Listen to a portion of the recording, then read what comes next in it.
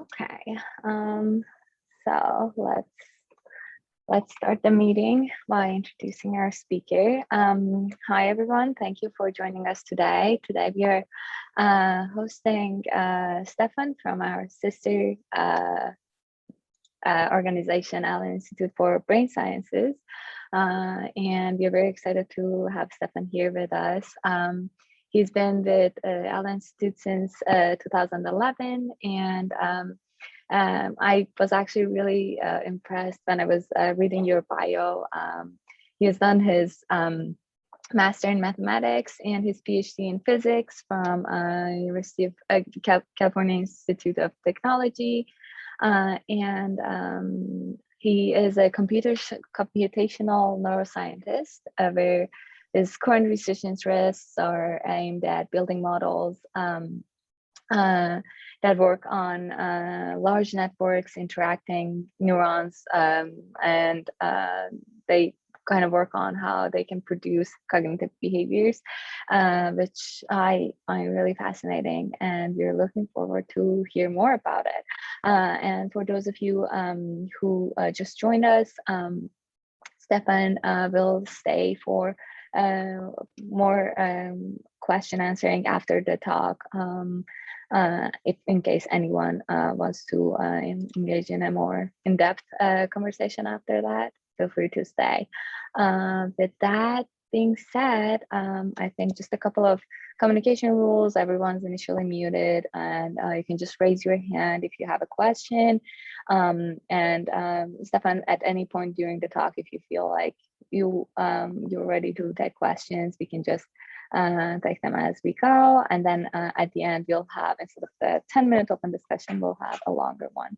And with that said, I'm going to pass it to you.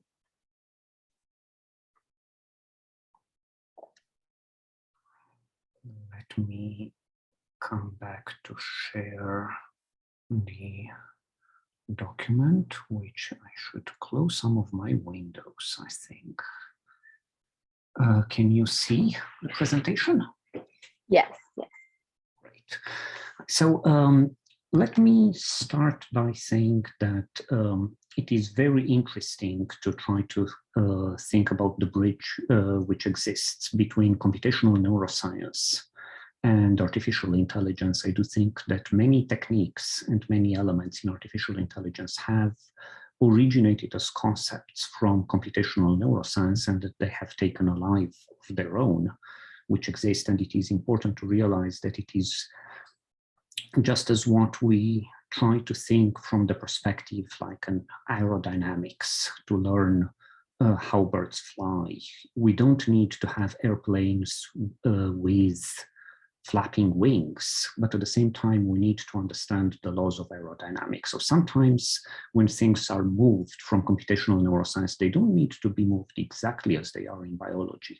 But what is important is to realize what are the essential concepts which are present to bring. And I do think that several concepts have moved, but I'm going to try to bring a few more here during this talk. One of which is really the idea that the mess which we see and the disorder and which we see in the brain is actually an incredibly powerful computational tool which is in brain's arsenal. And the homogeneity of units in artificial intelligence, the lack of noise, the lack of drift and stationarity are actually things which prevent more interesting computations from happening.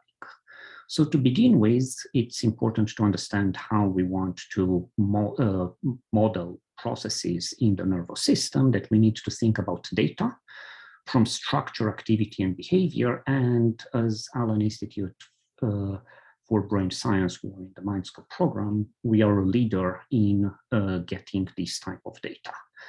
I'm not going to go into the details of the data, just to say that we've got enormous amount, and I have been involved in projects regarding data analysis and trying to synthesize elements for data DCs. We've got an whole brain mouse connectivity model. It's not neuron to neuron, but it is region to region with sufficiently high resolution such that we can describe it, if anybody is interested, at a level of about half a million voxels. And these are not functional connectivities, these are not correlations, these are actually the results from axon tracing.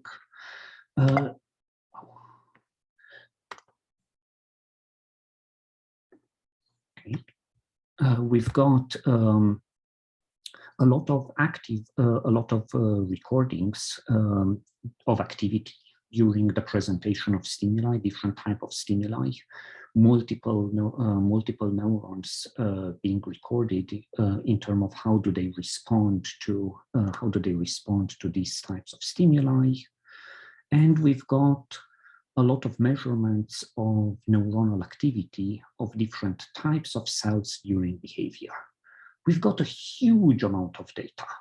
Does it mean that we've already know exactly how the brain works, how to put it together? And I would say that that would miss one incredibly important element, which is in between data and models, which is the idea of extracting of principles. That really what we do want the moment when we create models is not to just dump a huge amount of data, but to try to understand what are some principles of organization which are going to be present, and not necessarily include everything and every single unimportant detail, but to try to get these elements from biology into these types of models. I'm going to only talk about a subset of the models which are happening in my group, and I would be happy to talk about a few others. I think from the perspective of modeling behavior, if taking a reductionist view would be to try to think to divide the processes at 3 general levels of sensory, cognitive, and motor. And I'm here going to take a relatively biased view from the generation of a world model in which it's going to pretty much say that sensory world is has as a function the idea of inferring a world model instance. And pretty much everything I'm going to talk about today is going to stay at the sensory world level. At the same time, I'm interested, but I don't have a lot of results, going a little bit more down the chain for these types of models.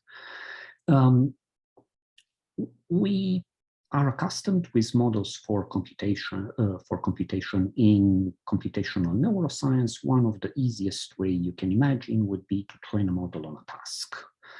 This is a really old school architecture, very famous from AlexNet, in which there is an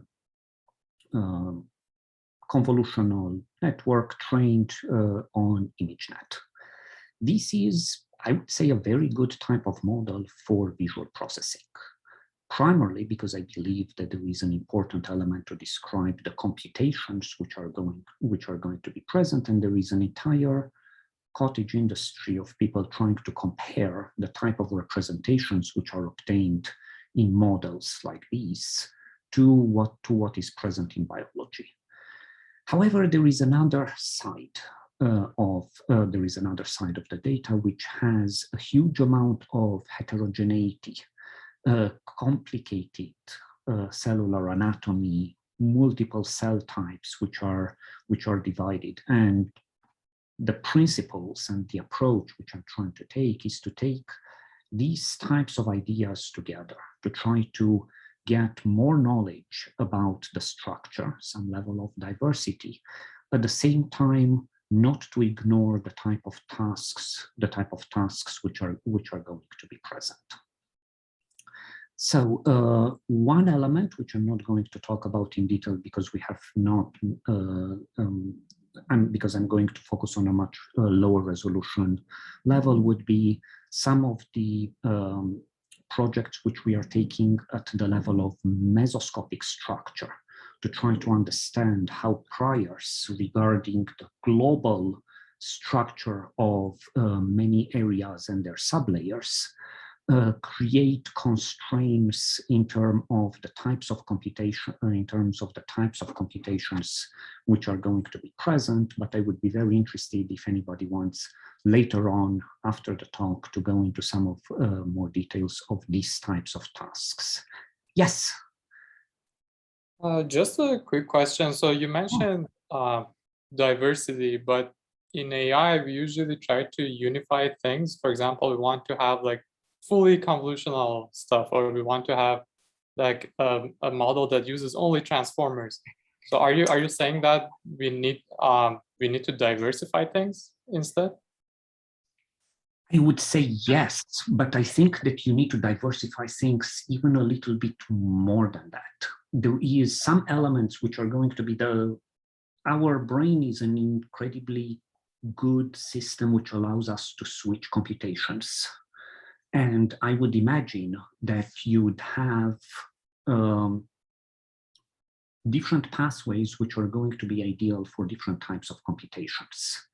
And in the end, really the fundamental law which exists in biology has been discovered a long time ago. It's evolution.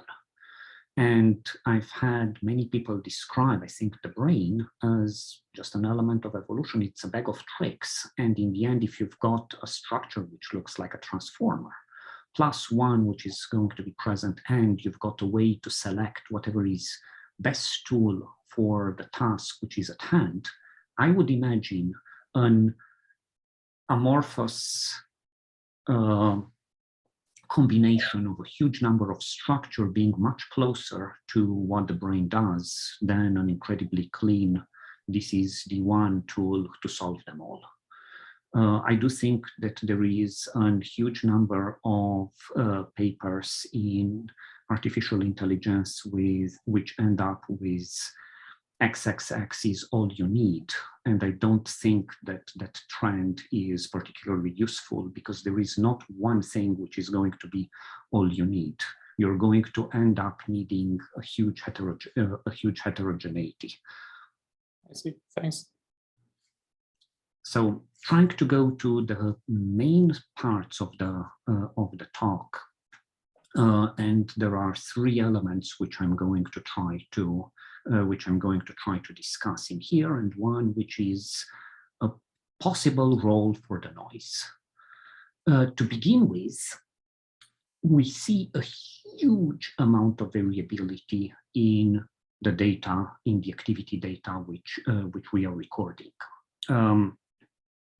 This is an example taken, let me explain this graph to you, in which there is a 30-second movie, and there is one neuron which really likes this particular scene of the movie. Can you see my cursor, by the way? Great. Which really likes this particular moment in the movie. But what is really surprising, and this is one of the better neurons which we have in terms of its reliability, and we present this movie 10 times in this case, and here it really responds very strongly to this scene, then it does nothing. Exactly the same stimulus presented, it produced a huge number of spikes in the previous presentation, and then it's nothing. Then it goes again, likes it, then nothing again. And this happens very much for practically all the neurons which we are seeing. Yes? Is there a question? Or was that the hand from last time? Sorry. Okay. So we quantify this type of variability, which is present in networks by two measures. One, which is simply going to be the average correlation of the responses which are present in these neurons, which is the blue line, which is the correlation of the responses. And on average, these are incredibly low. Again, this is kind of one of the best neurons which we have. And the first thing when I plotted this graph is, how is it possible to imagine that one can carry a coherent sentence from moment to moment when the average correlation to in the visual cortex, neurons which should respond to images, have at around 0.1 average correlation with their own activity to the same presentation of the stimulus again. It's mind-boggling level of noise which is going to be present throughout the activity. But what is interesting is that when we cut these presentations into half and half and we do the average, now the correlation is going to be much higher. And it is somewhat surprising that we do see such a huge shift between low correlation on a trial basis and a high correlation on average, which is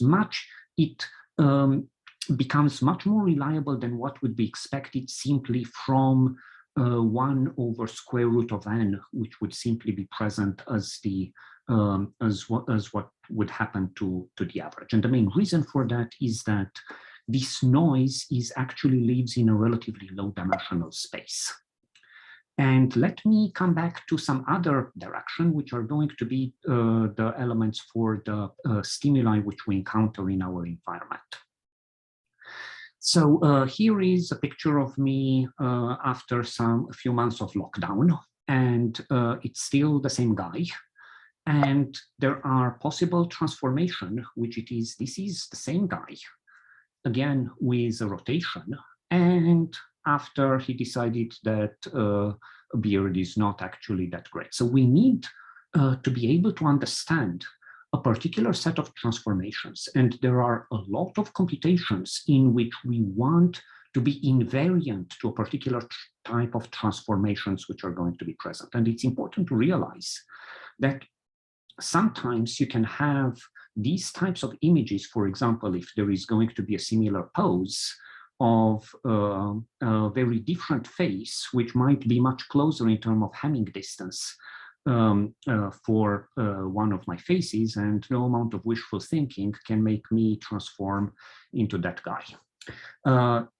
It is also relatively important to be able to realize and to put these three faces into one category and these into the other. And here comes the idea of why the type of noise which we observe can be relatively important. So let's try to think of a way to categorize the blue, red, and green dots. Here it's quite nice. They are beautiful. We draw some planes, SVM or whatever favorite method for classification you want to use, and you do quite well. Now the question is, can you do it from much fewer examples? And this problem becomes worse and worse when you're thinking about in higher dimensions. And when we are talking about dimensions, it's really important to realize that, for example, the screen you're looking at, the number of potential images which can be displayed on that screen is much, much higher than the number of atoms in the universe times the number of femtoseconds since the universe started. It's not actually even funny as a comparison as to how much it is. So we don't just need to do identification of images, because that's practically impossible. Every single image is going to be a new one. We generally need to try to understand and extract some elements of the features which are important in these high dimensions. And we need to be able to do it with a few exemplars. So if we do it this way, this is not going to work too well. But now imagine that instead of presenting an element which is going to be isotropic in terms of noise, I'm going to align the direction of the noise with the direction of in-class variance, and automatically the one-shot learning becomes much better. We can characterize these. So this is going to be, what is very important in here is that the in-class variance, which is the alignment of the ellipses of the same color, is going to be have this pretty much the same direction as to the in-exemplar variance of the noise. If the noise is structured that way, then you can theoretically do a type of classification. This can be shown mathematically relatively easily, that you automatically generalize much better. We can characterize these numbers by, we can characterize this type of alignment by one type of number, which is going to give us the angle, which is going to be present between these variances and the classification boundary. So let's try to do it on an artificial neuronal network, just taking an, I forgot what was exactly the network here, but it doesn't matter. Probably something similar to an AlexNet, a very simple convolutional network. And we are trying to put in an isotropic noise in the beginning at the level of the input data, and to look before and after training to realize that networks do this automatically. It is relatively interesting that you begin to get this type of squashing of noise at an earlier levels into the direction which are needed for the classification automatically simply by training. Since we have a lot of the data, which I talked about before, we can do this, and we can try to look how well we can classify multiple types of movie clips which were presented many times. And when we look at that, we do see the same idea. There is a very clear alignment which is going to be present between the in-exemplar noise with the in-class noise. This type of noise would allow the network to represent this type of learned invariances and have a much easier time learning a particular exemplar later on. There were, of course, some differences between the training, which is going to be the fact that originally this type of alignment, the alignment with the classification boundary is very different between the between the task trained data and what we see in biology. And the way we were able to do that is to add multiple tasks to this network. Rather than having a simple optimization function in order to be able to do a classification of images, we added a second optimization function, which it was the capacity to identify the images. And then the alignment, which is going to be with the category boundary of the in-exemplar noise, becomes much closer in the trained data. So as an conclusion for the first third of the talk, I would say that the geometry of noise is important to understand that in biology, in biological network, noise is aligned with the direction of smooth transforms. We believe that that is relatively important in order to be able to generate an invariant to do a classification. But one might ask, if you try to do these elements and if your task is just to do classification, why not take all of those ellipses and collapse them into just one-dimensional cloud of points which are separated? And here comes the idea that the brain probably does not want to do that and is using the noise rather than being able to just collapse all of those representations into one point, because there are multiple optimization functions which can be instantiated if that cloud is not collapsed to one point.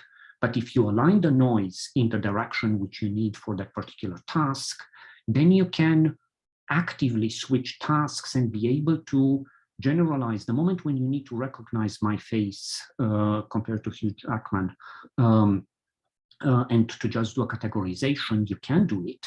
But at the same time, you have the capacity to switch to also identify, oh, was there a beard or not? So you don't always want to totally lose the information. And if you don't keep this spread which is present, you no longer have access to this type of information, such that this type of the geometry of noise allows one to flexibly switch these types of invariances for the computation.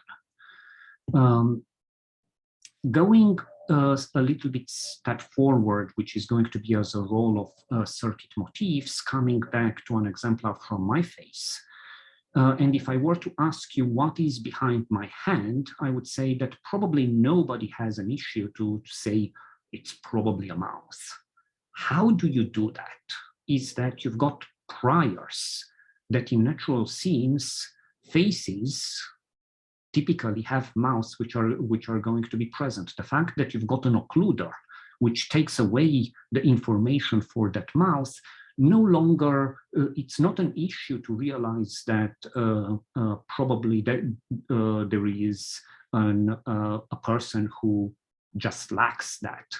Our priors are incredibly strong for that. So the question which it is it possible to think about including these types of priors of compositionality in terms of artificial neuronal networks? And we posted these types of results first on the archive. And again, I'm going to be very happy if anybody is interested in going through a little bit more detailed math for how one can do that. But the answer is yes.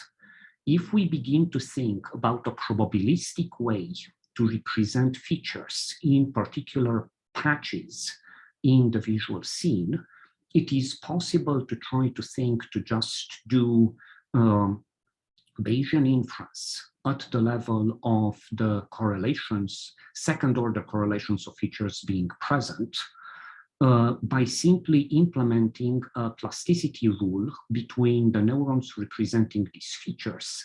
And that plasticity rule turns out to be approximately Hebbian.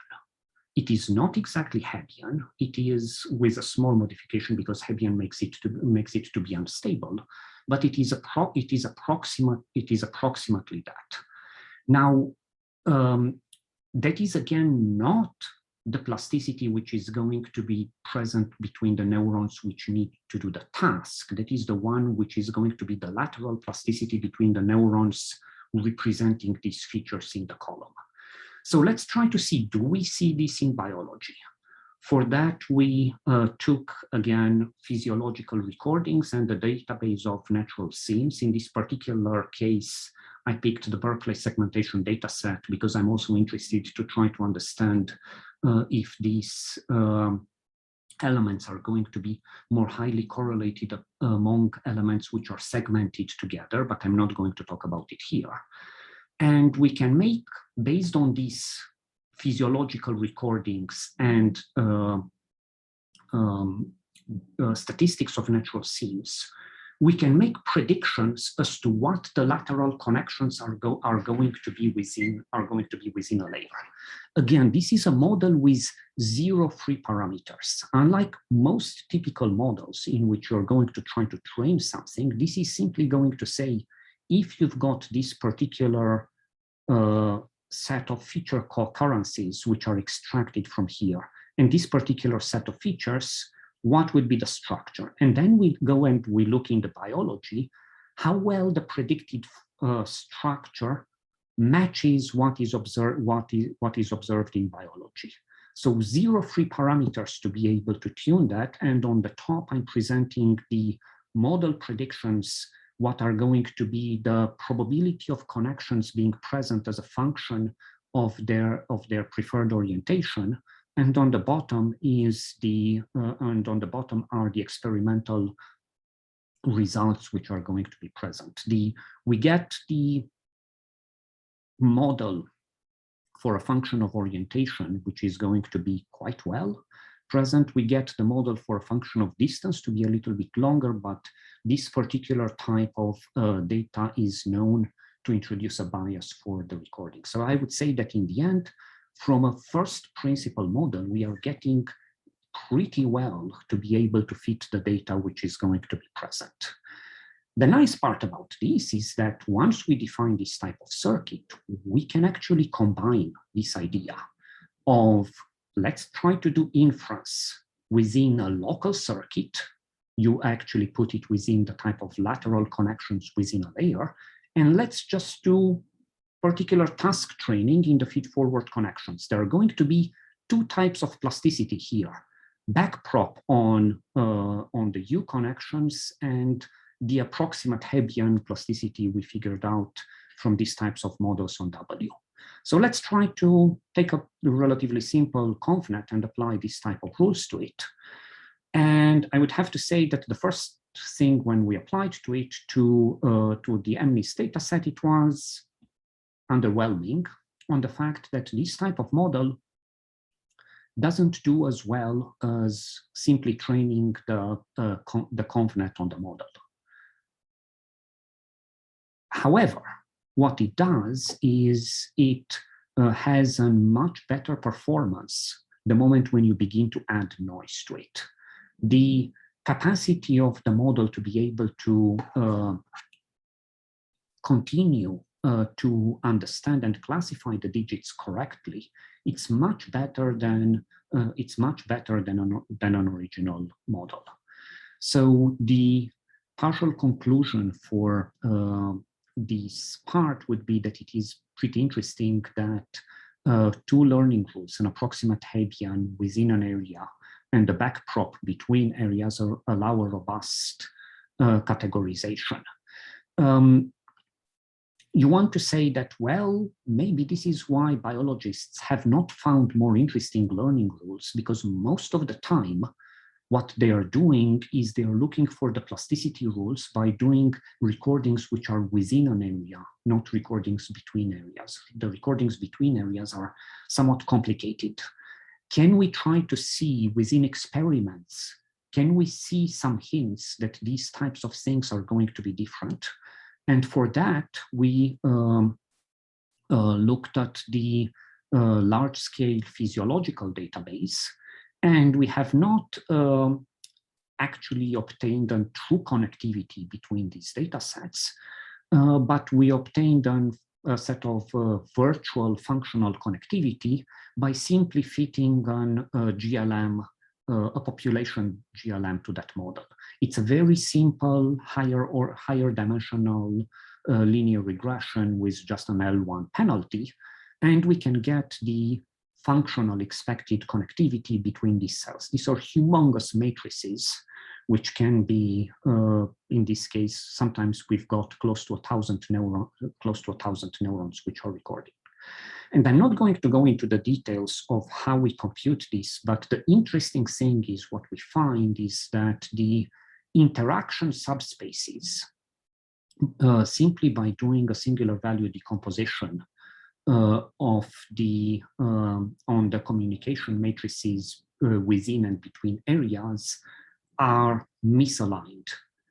Therefore, what we know, what we can conclude from that is that they are significantly out of alignment. And what we can conclude from that is that the type of rules which generate the communication within an area versus those which generate communication between different areas need to come from totally different types of rules. We cannot say, yes, does it look a little bit more like backprop? We have some other ideas on to how to look for that, but at least we can say that they are not on the same category. This particular paper is in reviews at NeurIPS at the moment.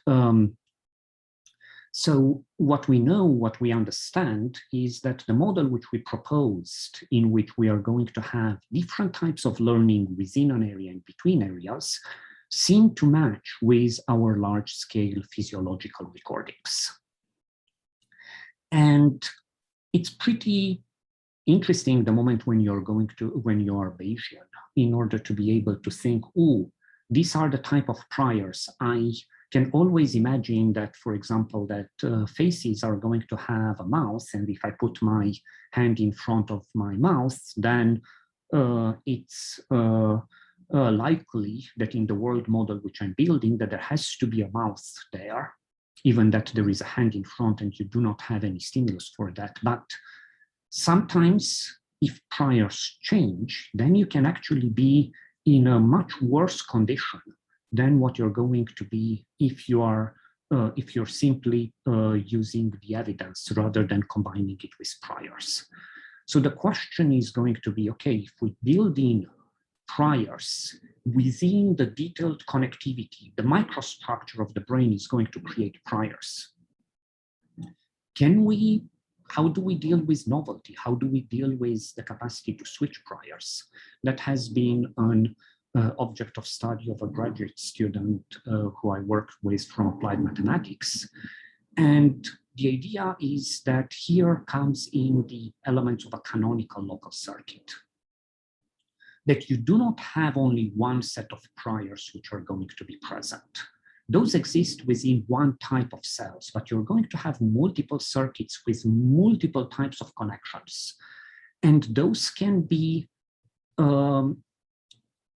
selectively activated by top-down signals.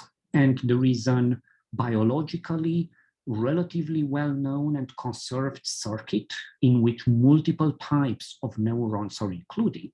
And in here, we try to take this type of canonical local circuit and introduce it into an artificial intelligence system. And what we want to do is to apply it to some recognition. But the question which it is, what are some two contexts to do? And I didn't really find a good database. So we constructed a database in which we take MNIST digits and we put them on top of background noise, or we put them on top of CIFAR.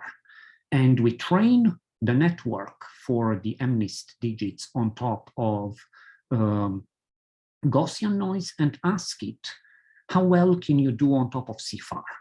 And especially if we begin to increase the transparency for the digit, the answer is abysmally.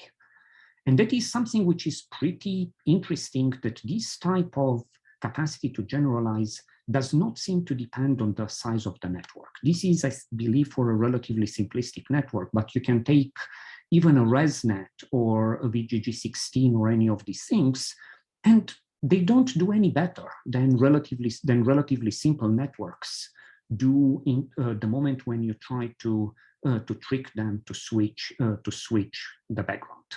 So here we take the idea from that local type of circuit and try to say, okay, activate a switching circuit which is going to allow you to try to see what is going to happen the moment when you activate this switching circuit. And the interesting thing is that when you allow with these types of networks to switch and you come back to the original data set, surprisingly, you do even better than what you trained before. I was actually surprised that the network seems to understand a little bit more about what are the statistics of the digit itself the moment when we take from Gaussian noise, CIFAR background, and then back to Gaussian noise with a capacity to switch with the switching background, then when we were to simply train it on one example. So we would say that it is possible to understand, to think from the reason for why do we have such a complex local circuit and such a multiple types, is that these local circuits implement priors for our computations, for the compositionality of the things which we encounter. And the multiple cell types which are present can be the result of multiple priors which allow us to switch between. And for the last third of my talk, I'm going to focus on the idea that all of these things is cool, but there is something even worse than what I was talking about, the noise and the heterogeneity in structure, which is the fact that, unfortunately, the activity of biological neurons are also going to be drifting in time relatively rapidly in the response to the same stimulus. There is an intrinsic dynamic which is going to be present, for these stimuli. And if I were to compare the complexity of a biological neuron to an artificial neuronal network, I'm not even going to try to put these types of equations. We realize that it is hugely diverse, but just as I was talking in the beginning, I don't want to take the entire complexity of a neuron like that. I'm going to try to extract some simple principles, and I'm going to start with almost a toy model. But I think that the toy model, this is a cute model. It's not something really truly biologically realistic or relevant. And I'm presenting toy models simply because they are fun and interesting. And in here, the model is going to be present in which we simply add an additional intrinsic dynamic to recurrent neuronal network. In this particular case, we add an oscillatory bias to the RNN, and we try to train it on a particular set of tasks which are going to involve memory. Let's try one ridiculously simple task, which is going to ask the network to generate a set of oscillations for the frequency given on the amplitude of the input. And we trained a vanilla RNN on, this is a ridiculously simple model, just 5 neurons on 4 frequencies. A vanilla RNN can do that really well. An oscillatory bias RNN can do that really well as well. So is there any advantage for the models which are going to have a prior regarding oscillation? If you're actually really careful, you realize that the oscillatory bias RNN again doesn't do as well. And here is the interesting thing. We trained it on the top 4, and here we ask for an out-of-distribution generalization. We go for other types of frequencies which are relatively close to what we want. So it's not crazy different frequencies, but relatively close to what we want. And a vanilla RNN does not do very well out of distribution generalization, and I think that's totally expected. While this particular type of network does much better. Would this network do an out of distribution generalization for every type of task? Definitely no. The idea is that the out of distribution generalization, by the way, it's an ill-posed problem because there is no predefined way you'd want it to work outside. It is only something which matches much more our intuition. And in here, what is interesting about this is that this type of network, because it uses intrinsic oscillations, it ends up being able to generate the type of oscillatory pattern we expect from it. Going for a task which is a little bit more interesting rather than a toy task, and in here we also use multiple neurons, which is going to do an which is for a sequential MNIST to try to classify the digit after it is scanned. But in here we don't scan 1 line at a time, but rather 4 lines at a time. Detail is not important. What we find is that these types of oscillatory networks, and I'm not going to go into details, we have multiple ways to implement the oscillatory RNNs, but these types of networks surprisingly do better. The red network, which I presented before, does better than LSTMs or RNNs on these types of tasks. When we try to do the same type of task, but instead of just taking the elements in order, we do a random permutation on the digits of the MNIST before doing that. The difference is even larger for that. So we can begin to take for particular tasks elements of biological biological neurons and increase their dynamical capacity. For tasks which require shorter memory, I believe that neurons with intrinsic dynamic are going to be an incredibly important tool. Of course, that model is not particularly biologically realistic, and we are interested in also matching to biology. So we went on and constructed a set of neuronal models which have the capacity to reproduce quite well the electrophysiology which we see the moment when we inject a particular current in a cell.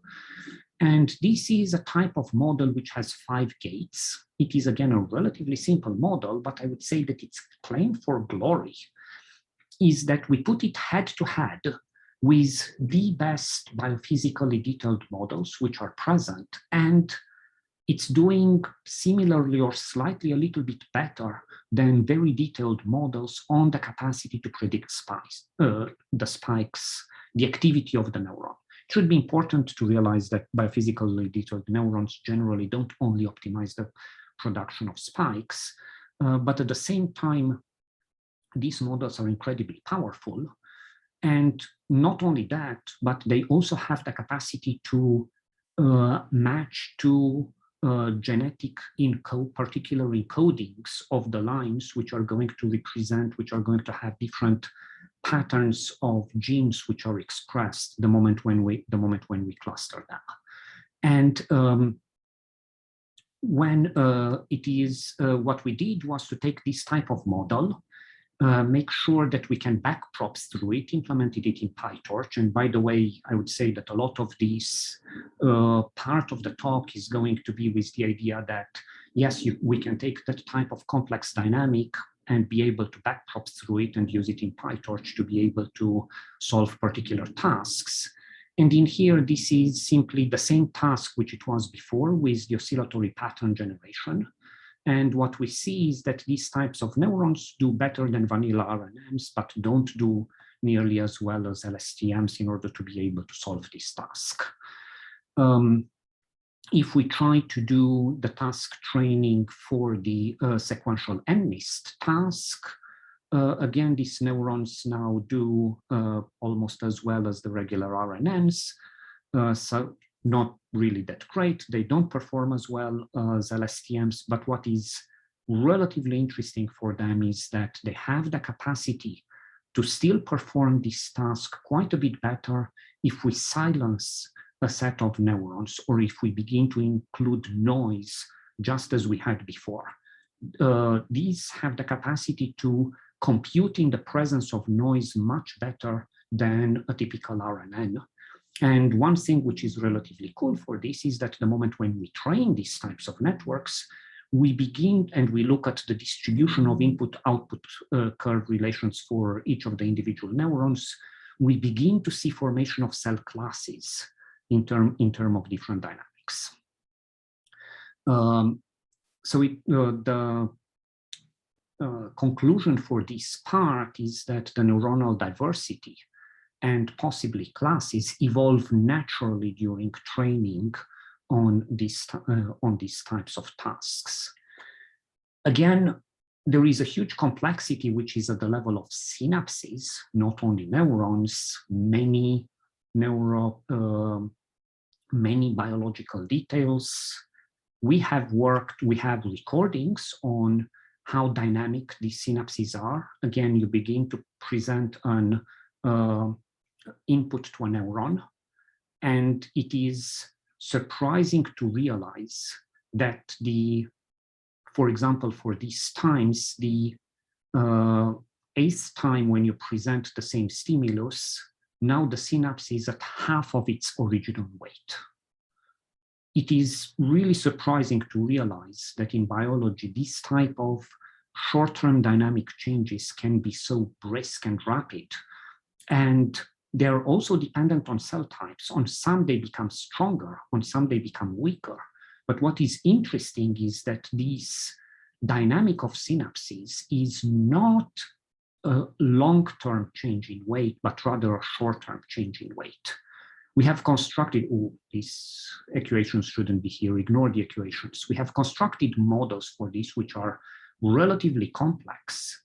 But I'm going to take a very, very simple model for these types of synapses, and again, implement it in PyTorch, and to try to be able to, in here, to be able to predict the future state of a dynamical system with these types of models. And what is interesting is that, again, these types of models do quite a little bit better than what is typical for an RNN. The intrinsic dynamic which is present helps the capacity for the network to learn to predict the future dynamic. We compare multiple types of these models, and we compare them with vanilla RNNs and LSTMs. And again, looking for the sequential MNIST task, we do see that they can outperform them. Again, during this training, what we observe is that this unit begin to develop diversity. And what is interesting is that it seems that this type of diversity, the diversity of opinions, which is present for multiple neurons in terms of their dynamics, present for these networks, helps the global computation.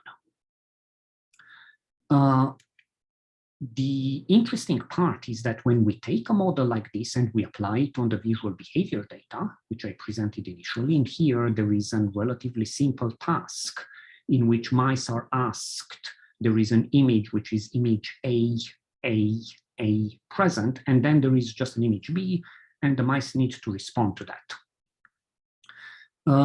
When we look at behavior for the mice, there is something relatively surprising, which is the behavioral matrix is somewhat anti-symmetric.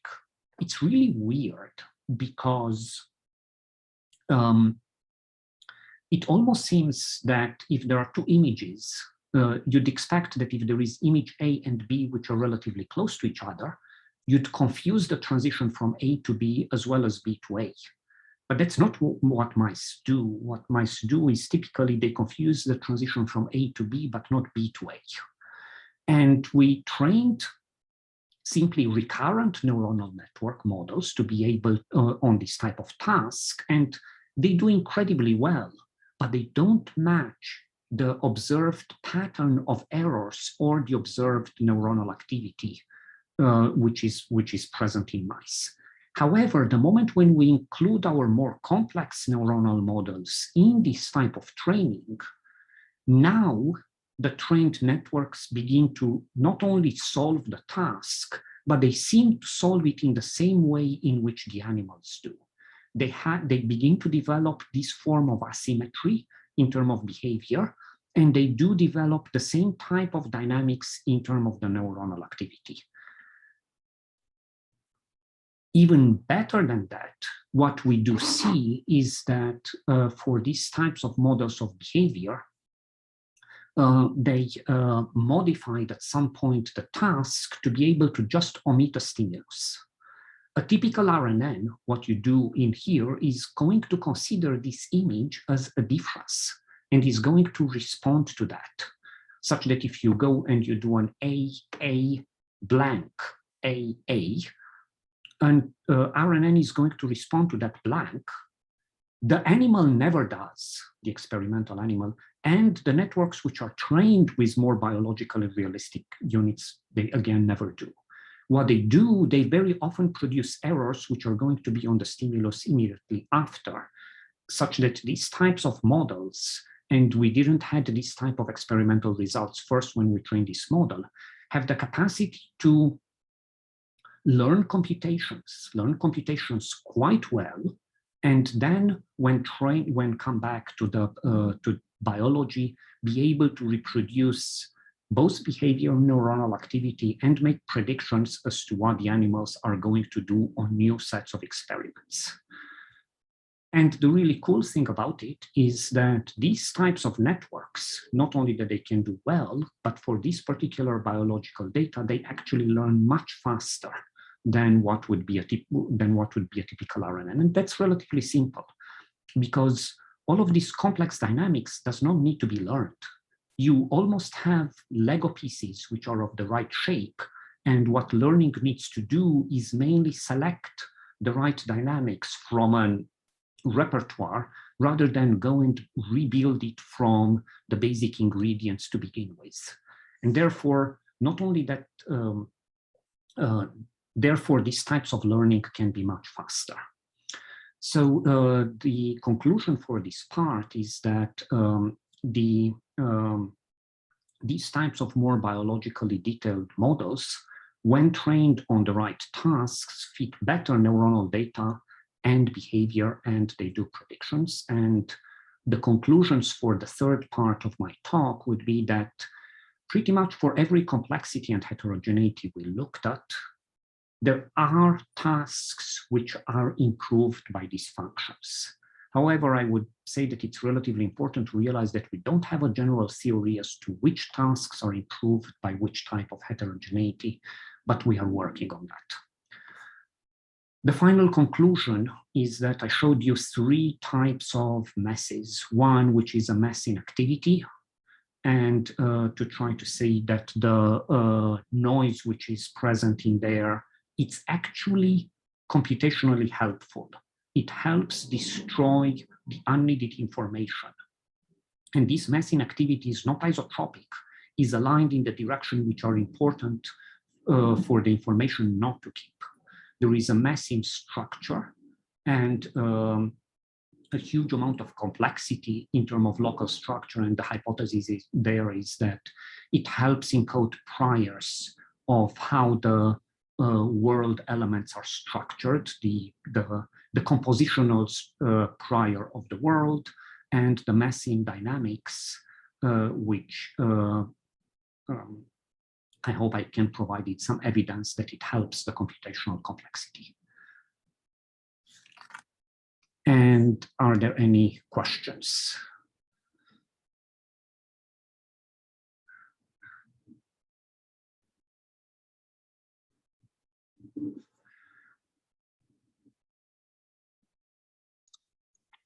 Thank you so much for the talk, Stefan.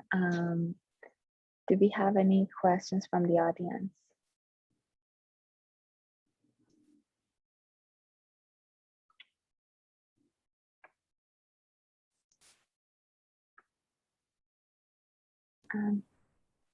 Sure, go ahead. Hi, Stefan.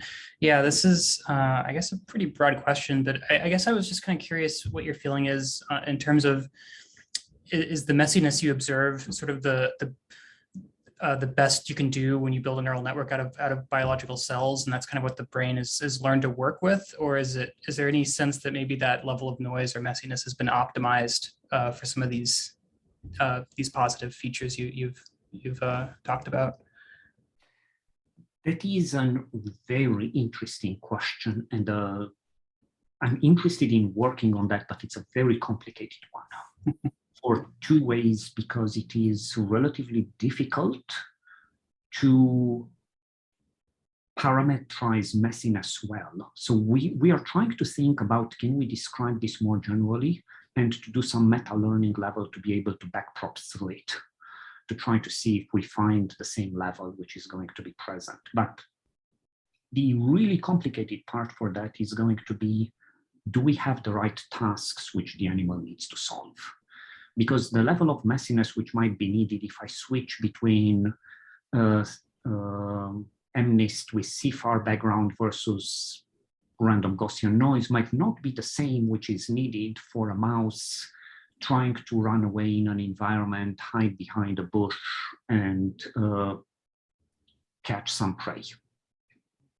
We are working on it though, and that is a big reason as to why I was interested to come here, to try to think, because I know that you guys have a relatively interesting virtual environment, to try to think if it is possible to try to think about training agents with these types of messiness in structure for somewhat more interesting biologically detailed models. We are trying to think about environmental tasks. We are also working with some Canadian groups from Toronto and Montreal in terms of trying to link to they are building a Unity environment to be able to provide these types of inputs, but we are not there yet.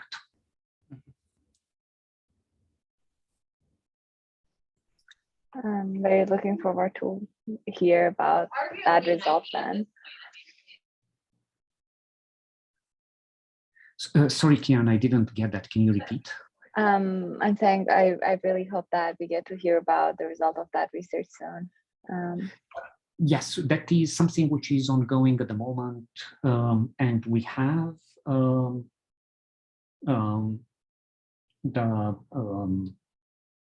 we have synthesized a mesoscopic level structure from it's not really that easy to map architectures to structure. We did quite a lot of work to make sure that we can take the brain connectivity and actually map it to a computational architecture, and that was a ton of work. But what we are trying right now is to say, if we take a computational architecture like that and put it in an environment, in a virtual environment, do we get something which is more realistic? At the same time, that's a lot of work, and that might take a few years to be able to get back to you. Yeah, thank you so much. Thank you for the interesting talk, and I hope that we get to stay in touch and talk to you soon. Sounds great. Yeah, Thank you everyone for joining. Bye.